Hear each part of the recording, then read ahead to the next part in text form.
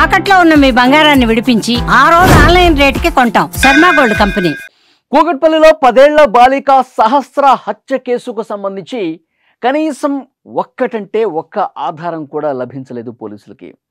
సోమవారం ఉదయం ఈ ఘటన జరిగితే ఇప్పటి వరకు ఇది 5వ రోజు. కానీ ఒక్క ఆధారం కూడా లభించలేదు అంటే, ఒక్క క్లూ కూడా దొరకలేదు అంటే చంపినవాడు ఎంత తెలివిగా ఈ హత్య చేసి వెళ్ళాడన్నది అర్థమవుతోంది. పోలీసులు అందరిని విచారిస్తూ ఉన్నారు. అనుమానం ఉన్న ప్రతి ఒక్కరిని కూడా పిలిచి విచారిస్తూ ఉన్నారు. కానీ ఏమీ దొరకలా. ఆ బిల్డింగ్లో ఎవరైతే ఉంటున్నారో అద్దెకున్న కుటుంబాలు వాళ్ళందరినీ విచారించారు. అలాగే సెకండ్ ఫ్లోర్లో సంజయ్ అనే వ్యక్తి మీద అనుమానం ఉంది. మొదట అతన్నే అనుమానితుడిగా భావించి విచారించారు. కానీ ఏమీ దొరకలా. సీసీ కెమెరాలో రికార్డ్ అయిన దృశ్యాల్ని పరిశీలిస్తున్నారు. ఆ వీధిలో ఉన్న ఒకే ఒక సీసీ కెమెరాలో రికార్డ్ అయినటువంటి దృశ్యాల్ని పరిశీలించారు. అందులో కూడా ఏమీ దొరకలా. బయట వ్యక్తులు ఎవరు కూడా ఆ ఇంట్లోకి వెళ్ళటం కానీ, ఆ ఇంట్లో నుంచి బయటికి రావటం కానీ, కొత్త వ్యక్తులు బయట వ్యక్తులు ఎవరు రికార్డు కాలేదు. మరి ఎవరు చేసి ఉంటారు? పోలీసులు మొదటి నుంచి ఒక విషయాన్ని చాలా బలంగా చెప్తా ఉన్నారు. ఆ బిల్డింగ్లో ఉన్న వాళ్లే చంపి ఉంటారు. ఎందుకంటే కొత్త వాళ్ళు ఎవరు ఆ బిల్డింగ్లోకి వెళ్ళినట్టుగా మాకు కనిపించలేదు, బిల్డింగ్లో ఉన్నవాళ్లే అని చెప్పి చాలా స్పష్టంగా పోలీసులు చెప్తా ఉన్నారు. కానీ విచారిస్తున్నారు, గంటల కొద్దీ విచారిస్తూ ఉన్నారు. కానీ ఏమీ ఇప్పటి వరకు బయటపడలేదు అంటే ఎలా అర్థం చేసుకోవాలి? అంటే చంపిన వాళ్ళు ఎంతో తెలివిగా ఆధారాలు కనీసం దొరకకుండా ఉండేందుకు ఎంత జాగ్రత్త పడ్డారో అన్నది కూడా ఈ కేసును బట్టి అర్థమవుతున్న పరిస్థితి. చాలామందిని విచారించారు. ఆ తల్లి ఒక ఆసుపత్రిలో ల్యాబ్ టెక్నీషియన్గా పనిచేస్తుంది. ఆ ఆసుపత్రిలో ఉన్న వాళ్ళు ఈ తల్లితో ఎవరైతే కొంత ఫ్రెండ్లీగా ఉంటారో, ఈ కుటుంబం గురించి సమాచారం తెలుసుంటుందో వాళ్ళందరినీ విచారించారు. కానీ ఏమీ బయటికి రాలా. ఇతను ఎవరు? తండ్రి మెకానిక్గా పనిచేస్తూ ఉన్నాడు మెకానిక్ షెడ్లో. అందులో పనిచేస్తున్న వాళ్ళని కూడా పిలిచారు. అందులో పనిచేస్తున్న వాళ్ళని కూడా వాళ్ళని పిలిచి మాట్లాడారు. కానీ ఎక్కడా కూడా ఏమీ దొరకని పరిస్థితి కనిపిస్తోంది.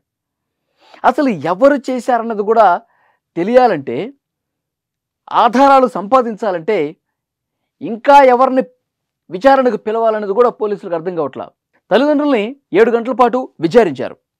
వాళ్ళు కూడా మాకు అసలు ఎవరి మీద అనుమానం లేదు, మాకు అసలు ఎవరు శత్రువులు కూడా లేరు, గత కొన్ని రోజులుగా మేము ఎవరితో గొడవ పడ్డట్టు కూడా లేదు, అయినా ఎవరు కక్ష కట్టుకొని పగ పెంచుకొని మా అమ్మాయిని చంపేశారు, మాకే అర్థం కావట్లేదు సార్ అంటూ వాళ్ళిద్దరూ కూడా కన్నీళ్లు పెట్టుకుంటూ మాట్లాడుతున్న పరిస్థితి ఉంది. పోలీసులకు ఒక సవాల్గా నిలిచింది ఈ కేసు. ఈ మధ్యకాలంలో ఇదే విధంగా జరుగుతున్నాయండి. హత్యలనేవి కూడా కనీసం ఆధారాలు దొరకకుండా చేస్తూ ఉన్నారు. గండికోటలో వైష్ణవి హత్య కేసు మనకందరికీ గుర్తుండే ఉంది. అక్కడ ఆ పాపని, ఇంటర్మీడియట్ చదువుతున్నటువంటి పాపని గండికోటలో చంపేసి ఆ ముళ్ళ పొదల్లో పడేసి వెళ్ళిపోయారు. దాన్ని అసలు ఎవరు చేశారు? రోజుల తరబడి విచారణ చేశారు. కుటుంబ సభ్యుల మీద అనుమానం ఉండి వాళ్ళు కూడా విచారించారు. కానీ ఈ రోజు వరకు ఉపయోగం లేదు. అసలు కనీసం ఆధారాలు దొరకలా. పలానా వ్యక్తి చేశాడు అని చెప్పి ఆధారం లభించలా.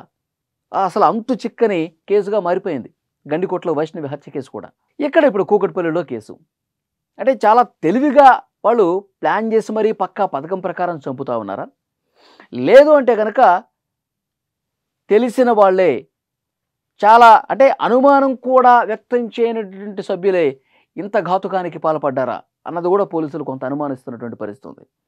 సో ఏదేమైనప్పటికీ ఈ మిస్టరీ వీడాలంటే మరింత లోతుగా విచారణ జరపాల్సినటువంటి అవసరం చాలా స్పష్టంగా కనిపిస్తోంది. తల్లిదండ్రులు అంత్యక్రియలకి ఊరికి వెళ్ళొచ్చారు. మళ్ళీ నేరుగా పోలీసుల దగ్గరికి వచ్చి కలిశారు. తల్లిదండ్రుల్ని ఇంకా బాగా అడిగారు అనమాట. మీరు గుర్తు తెచ్చుకోండి, మీకు ఇంకా ఎవరి మీద అనుమానం ఉందా? మీ అపార్ట్మెంట్లో కావచ్చు, బయట కావచ్చు, కొంత గొడవ పడ్డ సందర్భాలు ఏమైనా ఉన్నాయా? ఎందుకంటే చిన్న గొడవలు కూడా మనసులో పెట్టుకొని ఇలాంటివి చేసే దుర్మార్గులు కూడా ఉంటారు.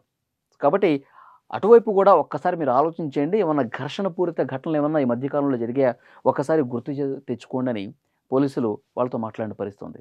కానీ వాళ్ళు ఏం చెప్పలేకపోతున్నారు. ఉదయాన్నే 10 గంటల సమయంలో బయట వ్యక్తులు ఎవరో వచ్చి అంత దారుణంగా మా పాపని చంపాల్సినటువంటి పరిస్థితి, ఆ అవసరం ఎవరికి ఉంది కూడా ఎవరికి అర్థం కావట్లా. ఉదయం 10 గంటల కంటే పట్టపగలు ఒక పదునైనటువంటి కత్తి తీసుకొని గొంతు మీద 14 కత్తిపోట్లు ఉన్నాయంట. మొత్తం శరీరం మీద 20 కత్తిపోట్లు ఉన్నాయి. అంత కక్ష పెట్టుకొని అంత చిన్న పాపను చంపాల్సినటువంటి అవసరం ఎవరికి వచ్చింది? నిజంగా అందరూ ఆశ్చర్యపోతున్నారు ఈ కేసు చూసి. సో పోలీసులు మరి ఆఖరికి ఏం తెలుస్తారో తెలియదు కానీ సీరియస్గానే తీసుకున్నారు పోలీసులు. ఒక సవాలుగా తీసుకున్న పరిస్థితి ఉంది. తండ్రే మొదటగా చూసింది. ఈ పాప ఇంట్లో శవంగా విగతజీవిగా పడి ఉన్న విషయం మొదటగా తెలిసింది, మొదటగా చూసింది తండ్రి. ఎందుకంటే అతను మెకానిక్ షెడ్లో ఉన్నారు. వాళ్ళ బాబుకి లంచ్ బాక్సు సహసరే ఇవ్వాలి. సహసర ఇవ్వలేదు. ఎందుకు లంచ్ బాక్స్ తీసుకురాలేదంటే హుటాహుటిన ఇంటికి వచ్చాడు. ఇంటికి వచ్చి చూస్తే బయట గడి పెట్టింది. ఓపెన్ చేసి చూస్తే ఆ విధంగా కనిపించిందంట. విగతజీవిగా రక్తపు మడుగులో కనిపించిందంట ఆ తండ్రికి. అతను ఇదే విషయం పోలీసులకు చెప్పాడు. మరి చాలా దగ్గరగా ఉన్నవాళ్ళు, బాగా తెలిసిన వాళ్ళు, అపార్ట్మెంట్లో ఉన్నవాళ్లే అంటే చాలామంది తల్లిదండ్రుల మీద కూడా కొంత అనుమానం వ్యక్తం చేస్తూ ఉన్నారు. వాళ్ళని కొంచెం సీరియస్గా అడగండి సార్, మీరు అపార్ట్మెంట్లో అద్దెకున్న వాళ్ళందరినీ అడిగారు, చాలామందిని అనుమానించారు, బయట వ్యక్తులు ఎవరూ రాలేదంటున్నారు. మరి తల్లిదండ్రుల్ని ఇంకొంచెం గట్టిగా సీరియస్గా మీరు క్వశ్చన్ చేయాల్సిన అవసరం ఉంది అని చెప్పి చాలామంది మాట్లాడుతూ ఉన్నారు. ఏమో ఏదైనా కావచ్చు. సో డెఫినెట్గా పోలీసులు ఇంకొక 2 రోజుల్లో చాలా క్లియర్గా, చాలా సీరియస్గా ఇన్వెస్టిగేట్ చేసి హంతకుణ్ణి పట్టుకొని తీరతామని చెప్తా ఉన్నారు.